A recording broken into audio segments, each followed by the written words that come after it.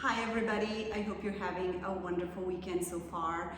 My apologies for making this video a little bit late this week. Every week forum videos come on Fridays. However, as you all may know, this was not a typical week for any of us with the news and just I think the world kind of going a little bit crazy. I wanted to take some time and take care of my family and myself.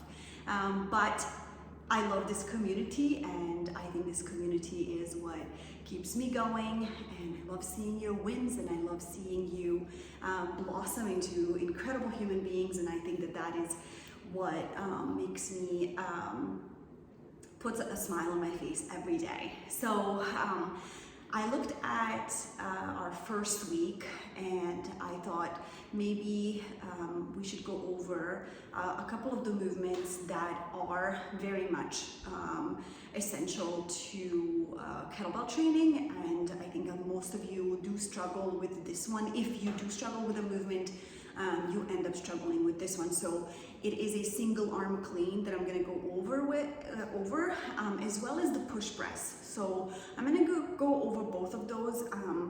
Feel free to always message me if you are struggling with any of them. Send the video in the group message for me to look at.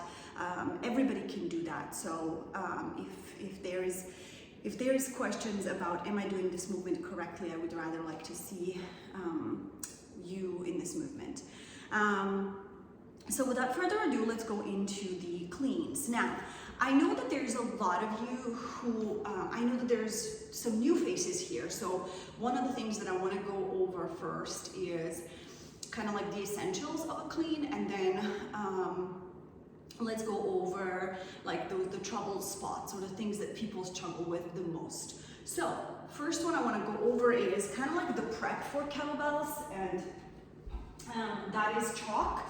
So I said this to a bunch of you before, but I also want to make sure that the newbies also are using chalk whenever they can, whenever it's available. I know if you're training in a gym that doesn't use chalk, that's really, you could bring your own if you want to, but also when you're at home, I know a lot of people don't like the dustiness of chalk, but it truly helps with cleans. It doesn't make the kettlebell stick to your palm, and that's kind of the key here, that we're not gripping the kettlebell super hard.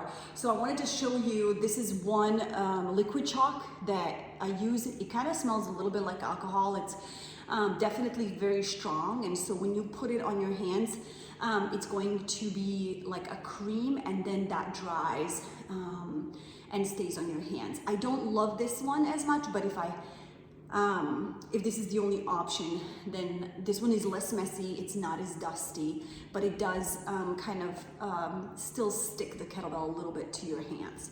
And then the second one is the good old climbing chalk. I have a bowl here of a ton of pieces because my in-person clients use a lot of them, but they come in a big square. You can buy it in any climbing shop, any outdoor shop. For locals in Vermont, you can go to REI, you can go to OGE. A lot of places have them. I think even Dick's has chalk. So you can 100% use one of these, and you can use them for a very long time. Like this is the chalk that I purchased maybe 6 months ago, and I still have it. So you rub the chalk on your palms, especially kind of where you would have some calluses. Calluses are good, so if you develop some calluses, that's not a bad thing, especially with weightlifting and with kettlebell training. So you kind of want to rub the chalk all over, and for cleans, it's really helpful. So I'm getting it all over my hands, and then I usually rub my hands together. And then just kind of have enough chalk on my hands, and you can keep reapplying the chalk. Again, it's not fun, it's messy, but it's super helpful when you do cleans and stuff like that. So I want to go over single arm clean first. Here's how I would do the clean. I'm just going to show it to you and then go over a little bit of like the sticking points.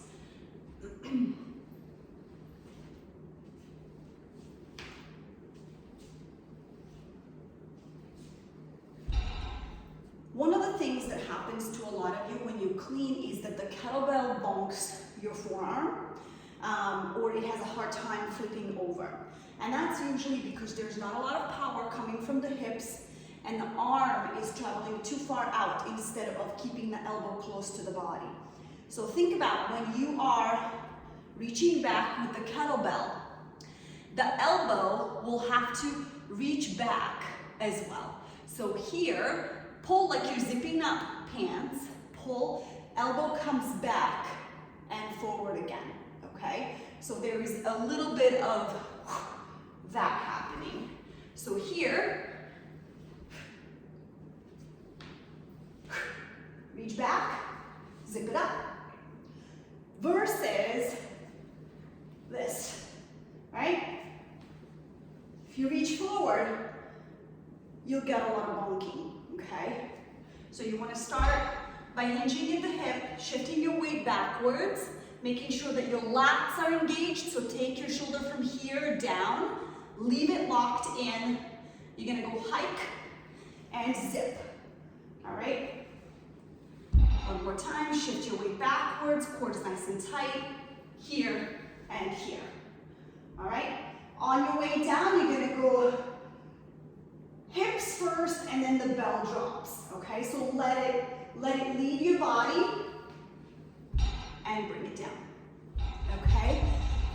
I hope this helps with the clean. So mostly the problem is that it bonks you. If you need padding, you can cut off a sock, put it around if it hurts. There's things you can purchase as well that will work and do the same thing on Amazon. But if you continue doing cleans and the cleans get better and better, the bruising will go away and you will not hate yourself. I know I haven't bruised in years because my body's trained. All right, I want to go quickly into the push press because I believe that that's kind of a movement that a lot of people get a little bit confused with as far as when to bend the knees. So I'm going to grab my second handle. So with the push press, obviously the push press can be done both single arm and both. I'm just demonstrating both, okay? So same thing here. You're gonna go clean it just like you would a regular clean. You're going to bend your knees. It's a straight up shot up, all right? Bring them back down without re-bending your knees. This is called a reset. And then bend again and hoist the weight up, all right? So reset, bend, hoist, reset, bend, hoist, all right? Looks like this.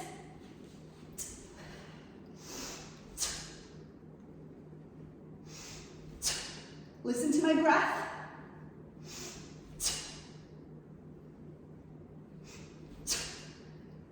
Every time I make that tis sound, I engage my abdominal muscles, all right?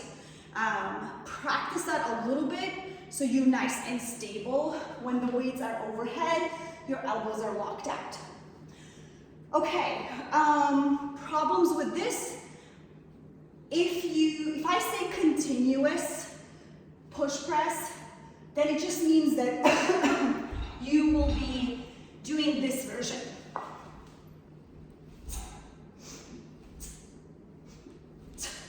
So what I just did is I cut out the reset. All right, so for now, we're just doing a regular push press, but once I put in the continuous push press, you will just cut out the reset and just go from one into the next. Okay, I hope this helps. I'm happy to cover anything else. Every Friday, I will make a video for you, but I don't know what you're struggling with if you don't tell me. So if you tell me, I will cover it and I will go over it. Also, happy to go over the programming part. Some of you struggled with the 4 sets of squats or the military presses, and you weren't sure which weights to use. Even though the weights were given and the difficulties were given, please understand that this is goes by your body and what your body can do, and sometimes even varies from week to week. So it's really challenging to tell you exactly what weight to use because I'm not there with you. This program really is supposed to teach you to listen to your needs and your abilities.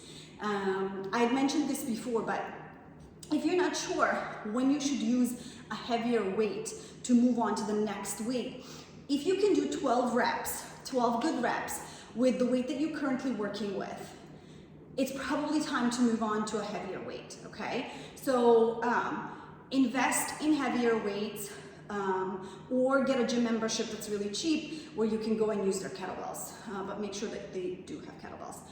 And for those of you who have a barbell, you can also use a barbell as well. So all of these things are absolutely something that you can kind of insert if you don't have heavy enough weights. Oh, and dumbbells as well. So barbell, dumbbell can absolutely be used in place of a kettlebell if you don't have heavy enough weights, but you have heavy enough, you know, kettlebells or dumbbells or barbell.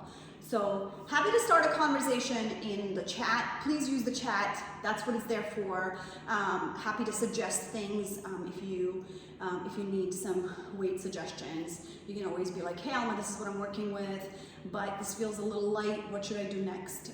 Happy to help. All right.